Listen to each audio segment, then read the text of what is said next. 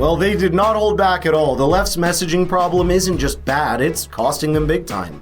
Instead of connecting with everyday people, they've doubled down on elitism and it's backfiring. This exact issue came up on a recent episode of the Joe Rogan Experience. Joe and Andrew Schulz broke it all down. They even weighed in on Doge, criticizing the left's reaction, and today we're covering it all. As always, make sure to subscribe and hit the notification bell for more videos just like this. I feel like there's a lot of this like top down on the left.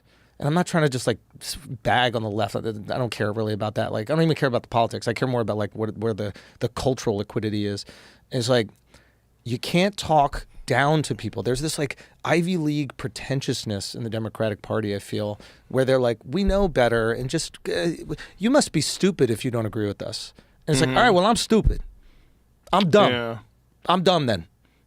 So why doesn't somebody meet me where I'm stupid and start at least making me feel like I'm not an asshole for the way that I, for my, I guess you could say, political leanings now. Exactly. Let me give you an analogy to explain just how ridiculous this is. Imagine you're a businessman trying to sell a product. You wouldn't approach potential customers by insulting them or even calling them names just because they don't see value in what you're offering. That would be the fastest way to lose not only their business, but also any chance of them recommending you to others. In fact, they'd probably go out of their way to tell people not to buy from you. Politics works the exact same way. Winning votes is about selling people your vision and convincing them that you have the right plan to fix problems and make things better. You can't gaslight people into liking you. If anything, that strategy pushes them further the opposite direction, which is exactly what happened in the past elections. But you're seeing weird stuff today that you never see before, like which what? is like a real adjustment to the age of the internet. One of the things you're seeing is,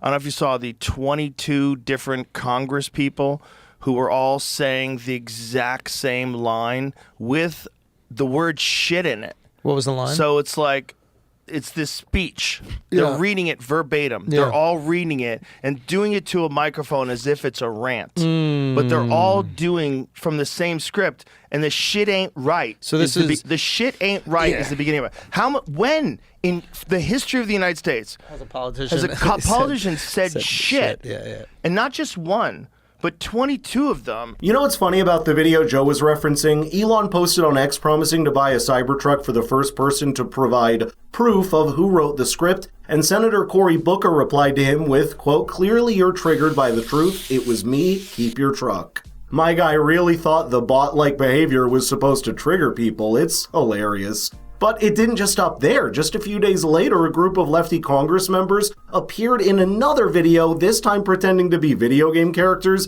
in a Choose Your Fighter parody. It was so cringe that whoever's running their social media messaging should have been fired last week. I wouldn't even call it boomer humor because it's not even boomer jokes. They at least have a little bit of comedy in them. When your attempt at relating to the youth makes people want to uninstall the internet, you might want to rethink your strategy. It feels like they're almost in a think tank like, hey, listen, these poor dummies, they like it when you curse. Yeah. So if you use a few curse words in your speech, they're going to really relate to you. Yeah. And it's like, no, we actually need somebody disruptive. Because if you look at like what happened with the Trump and the movement, like he disrupted the right. The right looks very different now than it did 5-10 years ago, right? Definitely. So I want like a MAGA Democrat. Yeah, like for real. Like and what is that? Like what do we at our baseline want, right? We like abundance. Tell me how great America is going to be in your version of it. You want a Bill Clinton. Talk that shit. Like come out talking shit. Bernie was talking shit, and I want you to come out, and if Trump can say we're going to take Greenland, there can be some Dem that goes $1 eggs and straight up says we're going to subsidize it. How would you do that? You subsidize it? Subsidize corn, you subsidize dairy, you subsidize everything. Like, why can we not subsidize it? But say something that's actually going to impact people. Now, Trump's not going to take Greenland, so maybe you don't get the $1 eggs, but you get this messaging across that you're actually trying to help people, and you're going to have to deal with those lobbies that are bankrolling you. And that might piss them the fuck off. But that's the disruption we need for us to trust you. I get where they're coming from, but I have to disagree. It's not that the left hasn't changed at all. They have, just not in the way that some people think. They've shifted so far left that they now oppose many of the core principles the Democratic Party stood for just a couple of decades ago. By the way, I've noticed you haven't liked the video or subscribed to the channel yet, so what are you waiting for? Now to Andrew's point, Kamala has already floated the idea of price controls, and we all saw how bad that played out with voters. If anything, the best move for the Democratic Party would be to return to its roots and ditch the extreme policies the progressives push for. Doge also came up during this podcast, and some might call Andrew's take a bit questionable. The Trump administration, what they're uncovering with Doge, like all this waste and fraud and abuse, whatever you want to categorize it as, and I'm sure there's a bunch of things that fall into different categories. Yeah. But the Democrats aren't acknowledging that it's a problem at all. Well, they're not saying when you find this building in San Antonio that they spent $2 billion on it, it's completely empty, and it's getting $1 million a month or whatever the fuck it's getting, and where's that money going?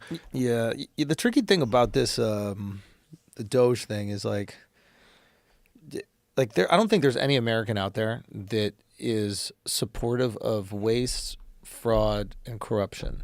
It should be a bipartisan issue, right? Right. Like it's a very easy thing to get on board with. Right. And this is where I feel like Elon's being a little antagonistic. I have a lot of respect for Elon, don't get me wrong, but like it's becoming easier to be a bipartisan issue in the way that it's communicated. Whereas like having that like political decorum, like having that ability to pull everybody into this thing might be a little bit more effective on an issue that we can all get behind. First of all, he's using the term bipartisan in the exact opposite way that he means to. Secondly, the notion that there's no America that wants waste, fraud, and corruption is wrong. Because clearly those who benefit from that are American, and you can bet that they've been cashing it in for years. We've all seen the previous reports exposing just how much waste there is, and guess what? Those numbers came out under Biden's watch, and let's not forget the absolute disaster that is government record keeping. Obama actually tried to fix it at one point, but true to his brand, he made things even worse. I won't say anything else and let Elon do the talking. It was a case where we saw one person was getting $1.9 billion sent to their NGO, which basically got formed about a year ago and had no prior, no prior activity. So they just stand up an NGO.